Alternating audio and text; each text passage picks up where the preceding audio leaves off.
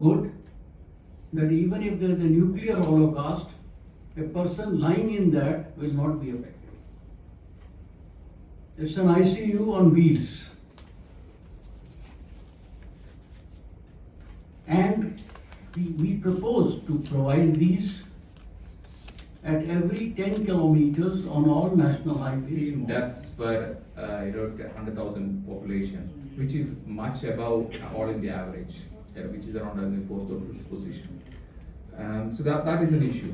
So as I said, we were involved there, and we are now helping the government since the last 3 years to how you analyze data at a helicopter kind of level, and then use that to take your decisions in engineering, take your decisions in enforcement, rescue and emergency response. Rescue is a big problem in emergencies. MDR and state highway, when you look at the absolute numbers, it is kind of, you can see that the death and injuries are kind of equally distributed. But when you look at the per kilometer death and injuries, it gives a completely different picture.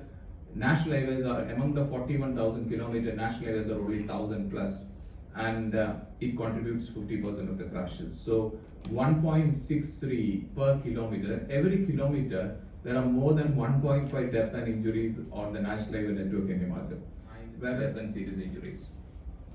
We looked at 1,000 kilometer system, yes, where on 150 cameras was touted as a more. One institute also for that purpose, for post-crash analysis.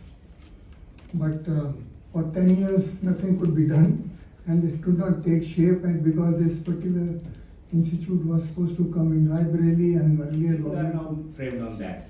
The data which was, everybody knows, was not very correct. The policy that is leading to the policy making. That's the problem.